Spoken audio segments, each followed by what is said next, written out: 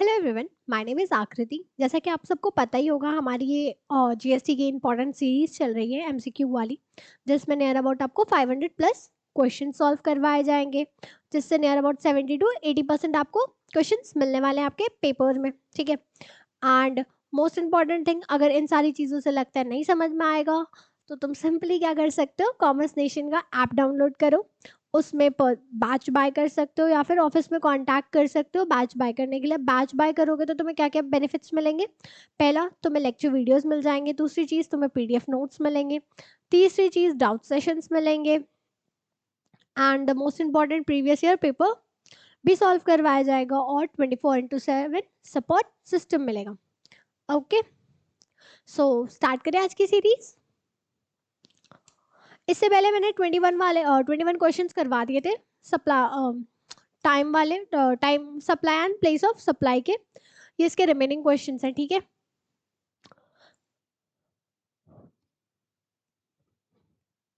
Pen check करना is must ना, पर कभी कभी क्या होता है, पेन ही नहीं चल रही होती मेरी।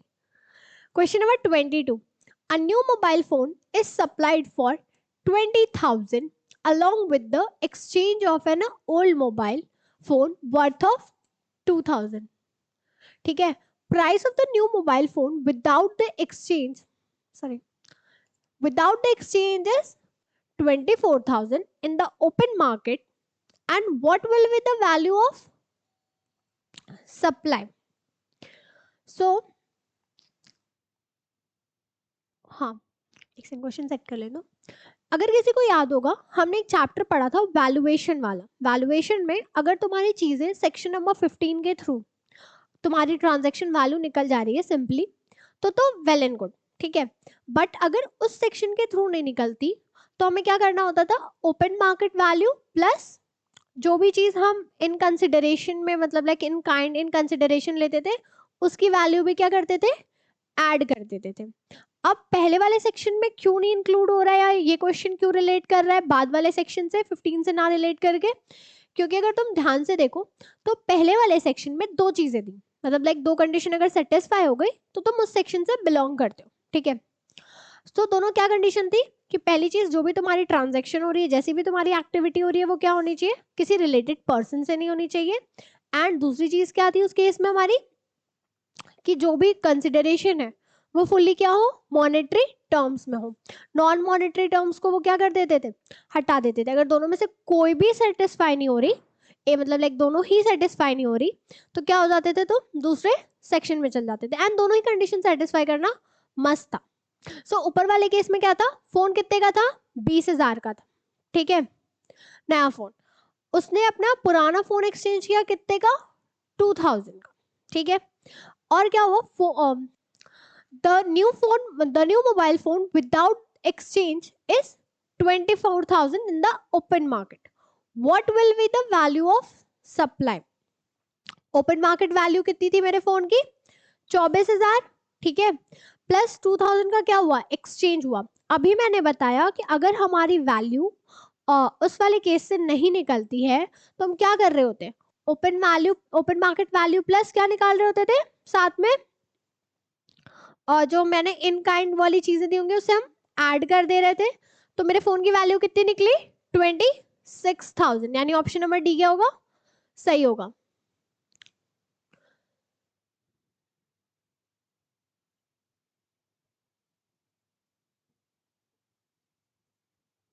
Next question, question number 23, a computer is supplied for 40,000 along with a barter. अगर इसने बार्टर कर लिया, यानी इसने क्या किया होगा, फुल्ली कैश पेमेंट तो की नहीं होगी, इन्होंने क्या कॉन्सेप्ट अप्लाई कर लिया, नॉन मॉनेटरी थिंग्स भी एक्सचेंज की हो, मतलब लाइक नॉन मॉनेटरी थिंग्स का भी कॉन्सेप्ट अप्लाई कर लिया, of printer that is manufactured by the recipient. जो कंप्यूटर का सप्लायर था, उसने क्या किया, उसे जो सेकंड पर्सन था उसको अपना कंप्यूटर दिया, बट जो सेकंड पर्सन था वो क्या था, मैन्युफैक्चरर का था, किस चीज का, प्रिंटर का। तो उसने कहा कि तुम मेरे से सेटलमेंट कर लो, मेरे से एक प्रिंटर ले लो, अपना मुझे कंप्यूटर दे दो, जितनी एक्सेस अमाउंट होगी मैं कैश में दे दूंगा, बाकी जो मेरे प्रिंटर की कॉस्ट होगी उसमें हम एडजस्ट कर लेंगे। And the value of the printer known at the time of supply is 4,000, but the open market value of the computer is not known. What will be the value of supply. ऊपर वाले question में हमें open market value पता थी, ठीक है। इस case में हमें ओपन मार्केट वैल्यू पता नहीं है, बट हमें पता है क्या कंप्यूटर कितने का था, 40 का था। यानी कि मान सपोज कर लेंगे कि हमारी क्या है ओपन मार्केट वैल्यू, प्लस हमें प्रिंटर कितने का मिला, 4 का मिला, तो ऑप्शन नंबर बी क्या होगा, सही, यानी 44,000 उसकी वैल्यू निकलेगी। Question number 24, mister A supplies a laptop to mister B at 50,000, ठीक है। And addition to this following were paid for the transaction. Section number 15 subsection 2 याद करो, उसमें कुछ चीजें मेंशन थी जो हम क्या कर रहे होते थे, इंक्लूड कर रहे होते थे 15(1) वाली अमाउंट में, ठीक है। सो हमारा 15(1) के थ्रू जो निकल के आ रहा है अमाउंट, ये कितना था 50,000, और ये सारे किस सेक्शन से रिलेट करके दिया है, section number 15 subsection 2। Import duty paid by mister A ₹4,000, इसे भी हम क्या करेंगे इंक्लूड करेंगे। Freight paid by mister B, ये भी हम इंक्लूड करेंगे। Packaging expense paid by mister A, that is 400, तो इसे भी हम क्या करेंगे इंक्लूड करेंगे। तो कितना था अमाउंट 50,000 था ना, 54, सो आंसर क्या होगा 55,100, तुम्हारा क्या होगा सही आंसर होगा। और एक्सक्लूड क्या कर रहे होते थे हम इस केसेस में, हम एक्सक्लूड कर रहे थे तीन चीजें तुम कह सकते हो, pre discount, post discount, and तुमने जो भी चार्ज पे किया होगा किस फॉर्म में, जीएसटी के फॉर्म में टैक्स पे किया होगा, या कह लो तुम चार्जेस जो तुमने जीएसटी के नाम पे किए होंगे उसे एक्सक्लूड करेंगे, बाकी सारी चीजें हम इंक्लूड कर रहे थे। अब जैसे कि लाइक पैकेजिंग एक्सपेंस, ठीक है, तुम्हारा ट्रांसपोर्टेशन चार्ज, बेसिकली बेयर कौन कर रहा होता था, तुम्हारा ट्रांसपोर्टर, ठीक है, सॉरी रिसीवर बेयर कर रहा होता था, बट रिसीवर के बिहाफ मतलब लाइक सप्लायर के बिहाफ पे, सॉरी सॉरी सॉरी सॉरी एक सेकेंड, जो हमारा सप्लायर था एक्चुअल में उसे पे किसे पे करना था, वो ट्रांसपोर्टेशन चार्ज या फिर ये सारी चीजें इंश्योरेंस चार्ज तुम्हारे सप्लायर को, ठीक है, बट पे कौन कर रहा था, तुम्हारा रिसीवर। ये क्वेश्चन है ना ये तो। Question number 25, Mr. A deals in buying and selling of second-hand goods. He has purchased a second-hand motorbike worth of 10,000 and sold that for 14,000 without any further processing. Mr. A did not claim ITC on this purchase. What will be the value of supply. Again ये 51 में वो नहीं fit बैठ रहा, और हमने पढ़ा भी था कि सेकंड हैंड वाले केस में हम क्या करते थे कि सेलिंग प्राइस और परचेज प्राइस का जो डिफरेंस आता था वो हमारी क्या बन जाती थी, वैल्यू ऑफ सप्लाई। सो कितने का था 10,000 का था, उसने परचेज किया और आगे कितने पे बेच दिया 14,000 पे, तो उस पर्टिकुलर गुड्स की वैल्यू क्या बनी तुम्हारी 4,000, यानी option number C. Question number 26. Value of supply under the CGST Act 2017 shall not include any discount which is given before the supply if such discount has been duly recorded in the invoice issued in respect of such supply. And option number B क्या है, at the time of supply if such discount has been duly recorded in the invoice issued in respect of such supply, यानी pre and post दोनों discounts को हम minus कर रहे होते थे। सो ऑप्शन नंबर सी क्या होगा राइट होगा। Question number 27, value of supply is considered to exclude. याद करो जब हम सप्लाई को पढ़ रहे थे तो हमने क्या देखा था, कंसिडरेशन में हम सारी चीजें इंक्लूड करते थे, ठीक है, चाहे मॉनेटरी हो चाहे नॉन मॉनेटरी हो। सिंपलेस्ट टर्म में बोलते थे समथिंग इन रिटर्न, वो मेरी बन जाती थी क्या कंसिडरेशन, बट उसमें बस हम एक चीज एक्सक्लूड कर रहे होते थे जब भी हम मतलब लाइक कंसिडरेशन को चेक करते थे, क्या एक्सक्लूड करते थे, जो भी मुझे सब्सिडीज मिली होंगी किसके थ्रू, सेंट्रल गवर्नमेंट या फिर स्टेट गवर्नमेंट के थ्रू, हम उसे क्या करते थे एक्सक्लूड कर देते थे, बाकी किसी भी चीजों को कंसिडरेशन हम मान लेते थे। सो ओ आई एम सो सॉरी, मैंने ये वाला क्वेश्चन बताने लगी थी, आई एम सो सॉरी। ये वाला क्वेश्चन पहले देख लेते हैं क्योंकि मैंने कंसिडरेशन वाला भी इस पे एक्सप्लेन किया। तो मैंने बताया ना अभी, सब्सिडीज को क्या करते थे, एक्सक्लूड करते थे, subsidies by the central and the state government, यानी ऑप्शन नंबर सी सही होगा। ऊपर वाले क्वेश्चन में क्या था, value of supply is considered to exclude. Value of supply में मैंने अभी थोड़े टाइम पहले भी बताया था कि 15(2) में सारी चीजें मेंशन है कि लाइक टैक्सेस, इंटरेस्ट, फी, ये सारी चीजें साथ में जितने भी एक्सपेंसेस होते हैं जो सप्लायर को पे करने होते हैं, पर उनके उसके बिहाफ में कौन पे कर रहा होता है, रिसीवर पे कर रहा होता है, ये सारी चीजें हम इंक्लूड करते हैं। बट एक्सक्लूड तीन ही चीजें करते हैं, प्री एंड पोस्ट डिस्काउंट, साथ में तुम्हारा अगर उसने किसी भी तरह से जीएसटी पे किया होगा। So B, SGST and UTGST. Option number 29, sorry, question number 29, supply of two or more taxable supplies naturally bundled and supply is called, किसी को याद होगा, एक हमारे पास होती थी कॉम्पोजिट सप्लाई और एक होती थी हमारी मिक्स सप्लाई। कॉम्पोजिट सप्लाई में क्या होता था, हम जितनी भी मेरी चीजें होती थी, टू या मोर जो भी तुम कह लो, वो क्या होती थी, नेचुरली बंडल्ड होती थी। साथ ही साथ क्या होती थी, नेचुरली बंडल्ड होने के टैक्सेबल होनी चाहिए थी, ये उसकी दो बेसिक कंडीशन थी। बट वहीं पे जब हम मिक्स सप्लाई देख रहे थे, तो वहां पे भी टू और मोर सप्लाईज होती थी, बट वो टैक्सेबल नहीं होती थी और ना ही वो नेचुरली बंडल्ड होती थी। कॉम्पोजिट सप्लाई के केस में हम टैक्स कैसे फिर लगाते, टैक्स मतलब लाइक किस चीज पे लगाते होंगे, जो मेरी प्रिंसिपल सप्लाई होती थी। इसका एग्जांपल तुम ले लो, वारंटी, टीवी खरीदे तो उसके साथ वारंटी मिली हमें, मेरी प्रिंसिपल सप्लाई क्या है, मैं लेने क्या गई थी, वारंटी लेने गई थी या टीवी, टीवी लेने गई थी, तो मेरी प्रिंसिपल सप्लाई क्या है, टीवी। मैं रेट किस पे, टैक्स किस पे दूंगी, टीवी के अमाउंट पे दूंगी, ठीक है। और टीवी और वारंटी एक तरह से नेचुरली बंडल्ड भी है, और वारंटी भी टैक्सेबल होती है, ठीक है, और टीवी तो टैक्सेबल है ही हमारा, तो ये कौन सी सप्लाई हो जाती है, हमारी कॉम्पोजिट। वहीं अगर हम मिक्स सप्लाई देखें, आजकल बहुत ट्रेंड है ऐसे हैम्पर्स गिफ्ट करने का, जिसमें तुम देखोगे बहुत से लोग क्या करते हैं, एक शर्ट रख दी, दो तीन चॉकलेट्स रख दिए, दो परफ्यूम्स रख दिए, ऐसे एक हैम्पर बनवा दिया उन्होंने, ठीक है। उनमें से बहुत सी चीजें क्या होती है, टैक्सेबल होती ही नहीं है। चॉकलेट टैक्सेबल नहीं हुई, मान लो कोई ऐसी खाने की चीज है जो टैक्सेबल नहीं है, ठीक है, तो उस केस में हम किसे किसे कंसिडर करेंगे कि किस पे हम टैक्स लगाएं, जो उसमें से हाईएस्ट होगा। मान लेते हैं मैंने एक बॉटल, एक पेन और बहुत से चॉकलेट और चिप्स का एक हैम्पर बनवाया, तो उसमें सबसे ज्यादा मैंने मतलब लाइक जो चीज मैंने खरीदी जिसके ऊपर सबसे ज्यादा जीएसटी लग रहा था वो थी मेरी बॉटल, तो मैं टैक्स किस अमाउंट पे करूंगी, उस बॉटल के अमाउंट पे सिर्फ, ठीक है। और क्वेश्चन में क्या पूछा है, टैक्सेबल सप्लाई और साथ में नेचुरली बंडल्ड, तो कौन सी सप्लाई होती है हमारी, composite supply.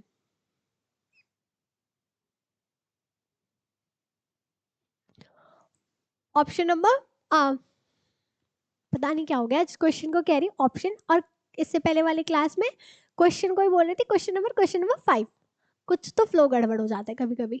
Question number 13, a dash supply of compromising of two or more supplies, कहीं पे भी टैक्सेबल वर्ड मेंशन्ड है नहीं ना, and shall be treated as the supply of that particular supply that attracts highest rate of tax. अगर कहीं पे भी टैक्सेबल रेट मेंशन नहीं है टू और मोर के साथ, और साथ में नेचुरली बंडल्ड मेंशन नहीं है, तो आंख बंद करके हमारी कौन सी सप्लाई हो जाती है, ये मिक्स सप्लाई।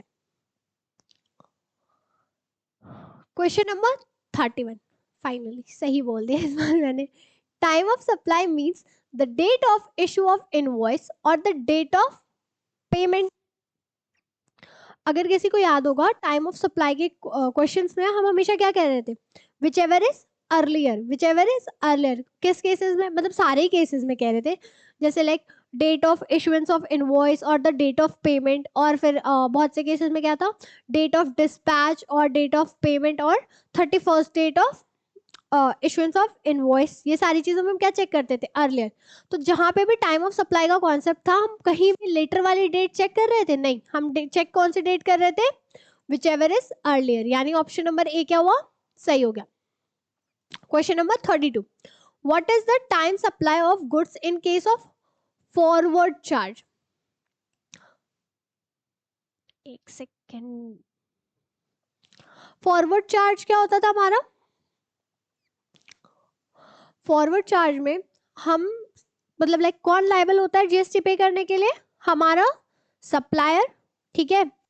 अब जब सप्लायर लायबल था तो हम क्या चेक कर रहे थे कि मतलब लाइक कैसे उसमें हम चेक करेंगे कि मेरी टाइम ऑफ सप्लाई क्या निकली, हम उस केस में क्या चेक करते थे, due date of sorry date of issuance of invoice check करते थे एंड साथ में क्या चेक करते थे, due date of issue of invoice. अब due date of issue of invoice में भी दो केसेस आते थे।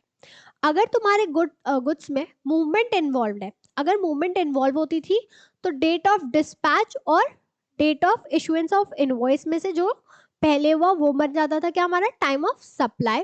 और वहीं पे जिस गुड्स में मूवमेंट इन्वॉल्व नहीं होती थी उस केस में हम क्या चेक करते थे, date of issuance of invoice और जिस दिन भी तुम्हारा गुड डिलीवर हुआ होता वो दिन, उसमें से पहले वाला जो भी होगा वो क्या बनता था हमारा, time of supply. So option number D सही होगा। इन दोनों में से कौन सा चेक कर रहे थे हम, अर्लीस्ट चेक करते थे हमेशा।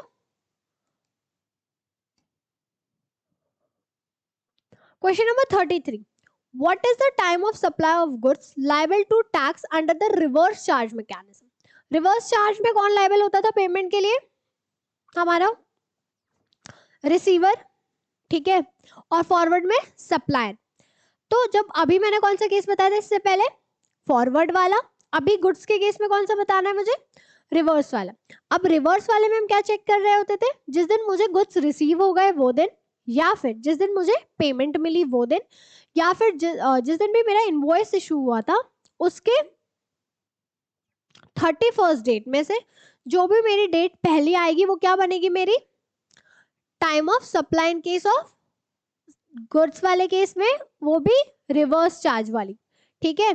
तो ऑप्शन नंबर डी क्या होगा, सही होगा, क्योंकि ऑप्शन नंबर ए क्या दिया है इसमें, date of receipt of goods, यानी कि जिस दिन मुझे गुड्स मिल गए, या फिर date on which the payment is made, जिस दिन मैंने पेमेंट कर दी, या फिर date immediately following the 30 days from the date of issue of invoice by the supplier. तो इसका हम क्या चेक करते थे, अर्लियर वन, ठीक है। Question number 34, place of supply of goods which involves movement.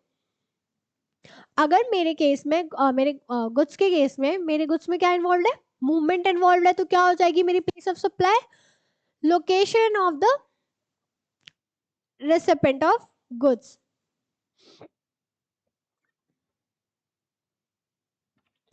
Question number 35, अभी पहले इससे पहले क्या बोल रही थी क्वेश्चन की जगह, ऑप्शन नंबर 30, अभी बोलने जा रही थी सेक्शन नंबर 35, पता नहीं क्या ही हो गया।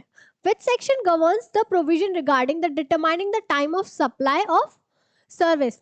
दो सेक्शंस इससे पहले वाले आई गेस सीरीज में, या फिर तो वैसे इससे के पहले वाली सीरीज में, आई डोंट रिमेम्बर, लाइक एक क्वेश्चन था क्या कि कौन से सेक्शन के थ्रू हम चेक कर रहे थे टाइम ऑफ सप्लाई गुड्स का, तो वो था section number 12।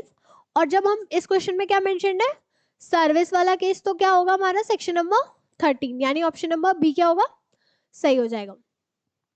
Question number 36, supply of goods where the location of the supplier and the place of supply of goods are in the same state of same union territory shall be treated as, किसी को याद आ रहा है, intrastate and interstate. Interstate में क्या होता था, location of the supplier and the place of supply क्या हो जाती थी हमारी, डिफरेंट हो जाती थी, ठीक है। एंड जो इंट्रास्टेट होता था उसमें location of the supplier and place of supply क्या हो जाती थी, सेम हो जाती थी। और क्वेश्चन में क्या पूछा है, सेम स्टेट और सेम यूनियन टेरिटरी, तो इंट्रास्टेट सप्लाई हो गई हमारी, ऑप्शन नंबर बी क्या होगा, सही हो जाएगा। Question number 37, the place of supply of goods imported into India shall be. तुम्हारे जो इंपोर्ट किए हुए गुड्स होंगे उस केस में हमारी प्लेस ऑफ सप्लाई क्या बनती है, द लोकेशन ऑफ इंपोर्टेड, यानी ऑप्शन नंबर बी क्या होगा, सही हो जाएगा, ठीक है। Question number 38, the place of supply of banking and financial service shall be the location of recipient of service. Question number 39, mister Anil of Mumbai avail the hotel service located in China. The place of supply will be, hotel कहाँ पे मेरा located है, China में, तो मेरा क्या बनेगा place of supply, China under the normal charges. Question number 14, the value of supply of goods and service shall be, goods या जो भी जीएसटी के अंदर हम वैल्यू पे जीएसटी चार्ज कर रहे होते हैं वो कौन सी वैल्यू होती है हमारी, ट्रांजैक्शन वैल्यू, ट्रांजैक्शन वैल्यू क्या होती है, जो एक्चुअल अमाउंट हमने क्या की है, पे की होती है। Question number 41, as per the rule 31 of CGST rules, residual method for determination of value of supply of goods or service or both with apply when, जो तुम्हारा 30 रूल नंबर 31 है वो कब अप्लाई होता है, जब हम रूल बाकी रूल्स के थ्रू क्या नहीं कर पाते, अपनी वैल्यू नहीं निकाल पाते। So value of supply can not be determined under the rule 37 to 30. The value of supply determined is more than the open market value of goods, and value of supply determined is more than the value of supply of like kind and quality or all of the above. So option number A क्या होगा, सही होगा। अच्छा हाँ, ये वाला जो question है, question number 42, GST levied on the supply of goods और सर्विस एक्सेप्ट, ठीक है, अगर तुम लीगल डेफिनेशन के अकॉर्डिंग चेक करो तो alcoholic liquor for human consumption बिल्कुल सही हो जाता है, क्योंकि वो तो डेफिनेशन में ही मेंशन है कि हम इस पे कभी जीएसटी लगा ही नहीं रहे, ठीक है। बट जो हेल्थ केयर सर्विस है, इस केस में क्या होता है, ये एक तरह से एग्जाम्प्ट है, बट जो तुम्हारा होटल का रूम है, अरे हॉस्पिटल का रूम है, सॉरी हॉस्पिटल का रूम है, अगर उसकी वैल्यू 5000 से एक्सीड करती है तो तुम पे 5% से क्या लगता है, जीएसटी लगता है। बट मैंने इससे पहले भी ये क्वेश्चन था, मेरे से गलती हो गई थी उसमें, तुम्हारा आंसर होगा क्या, alcoholic liquor for human consumption, ठीक है, हेल्थ केयर, क्योंकि यहाँ पे कहीं भी प्राइस कोटेड नहीं है, तो मैंने बिना मतलब ये चीज को कंसिडर किया, मैंने बोल दिया था ऑल ऑफ दीज, बट यहाँ पे अगर प्राइस मेंशन नहीं है कि लाइक हेल्थ केयर सर्विस में रूम का क्या रेंट है ऐसा कुछ, तो हम सिर्फ किसे एक्सक्लूड करते हैं, मानते हैं alcoholic liquor for human consumption. Okay, thank you so much, like करना, शेयर करना एंड सब्सक्राइब करना।